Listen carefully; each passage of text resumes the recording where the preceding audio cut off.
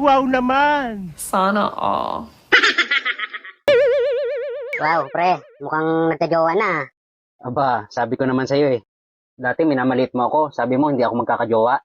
Eh ano to? Ang ganda, anong pangalan yan? Sige nga babe, magpakilala ka. Magpakilala ka para ma-realize niya yung pamamalit niya sa akin dati.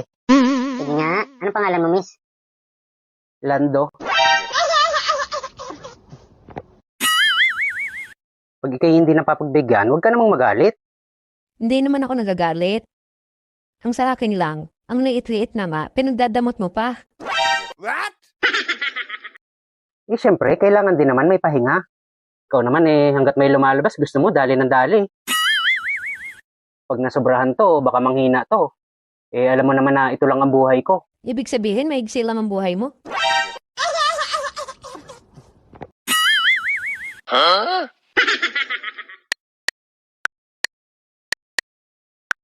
Gentleman ka ba? Oo naman, gentleman ako. Wow naman! So, ibig sabihin ba niyan, ikaw magbabayad nito? Uy, hindi ah. Bakit ako? Ah, edi sige, kahit hati na lang tayo. Ha? Bakit? Eh di ba sabi mo gentleman ka, di dapat ikaw ang magbabayad. Oo, gentleman ako, pero hindi naman tayo magkakilala eh. Sino ka ba? Manang, pabarya naman ng 1,000.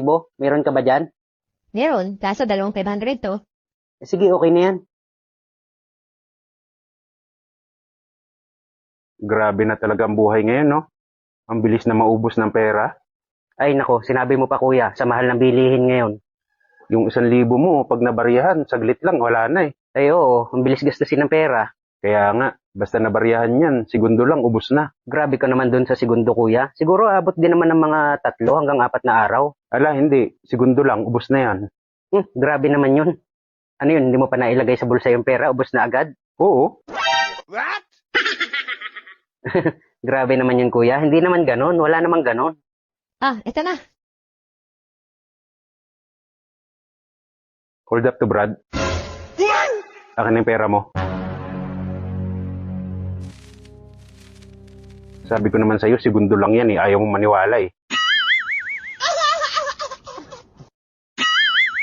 Grabe ka kagabi. Bakit? Kinain mo talaga kahit may dugo-dugo? Ah, syempre, yun nga, masarap eh. Wow naman! Lalo nga ang espesyal yun pag ganong may dugo-dugo pa. Ew, grabe ka naman. Hindi ka ba nasasagwaan doon? Kasi yung mga dugo-dugo, sumabit pa nga sa ngipin mo eh. Anong masagwa? Eh masarap nga eh, enjoy na enjoy nga ako eh. Kasi malambot, tapos pag pinisil-pisil ko, juicy siya. Tumutulo yung katas. Ow! Di ba nakita mo naman kagabi, yung katas pinatak ko pa sa dila ko? Pagbiyak ko pa lang, agos na agad eh. Ang lapad pa naman. Yap, hindi nga ako makatingin sa'yo kagabi habang kinakain mo eh. Hindi kasi kaya ng sikmura ako. Ano ka ba? Normal yun. Kinakain talaga ng ganun yun. Minsan nga kahit may balahibo pa, ayos lang eh. Kahit ako, araw-araw ko kainin yun, hindi ako magsasawa. Sana all. Grabe ka naman. Eh wala namang masama dun. Ngayon nga, kakainin ko ulit yun eh. Na yun? Oo, kakainin ko yun, dito mismo. Ikaw ba, gusto mo rin kumain? Ayaw, iba na lang kakainin ko. Sigurado ka, ayaw mo? Ayaw. Hindi okay lang, ako na lang kakain. Ano, kakainin ko na.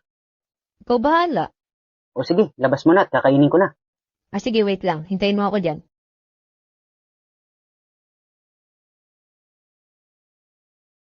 Oh, ito na.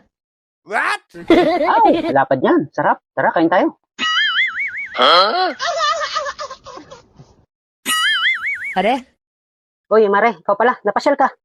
oo nga eh. Samahan mo muna ako sa bahay. Oo ba, ayos. Wala dyan si pare, no? Andun niya eh. Bakit mo ako sinundo? Ayun nga, magpapatulong ako sa'yo. Bumili kasi ako ng pampadalik ng manoy sa online. Pinainom ko kay pare mo. Kaya alam eh, bakit kaya ganun? Bakit? Ulo lang yung nagalit. Paanong ulo lang? Anong tsura nun? Sumama ka na lang kaya sa bahay para makita mo. Baka pati alam mo kung ano magandang gawin doon. Sinubukan mo na bang himasin?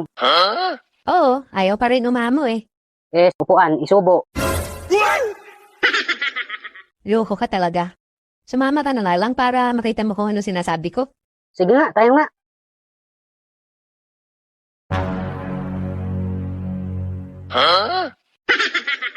Nako, paano natin matitingnan yan? Parang manununtok yan, oh.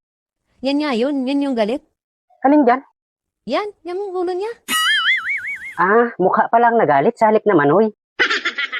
Oo nga, bakit kaya nagkaganyan yan?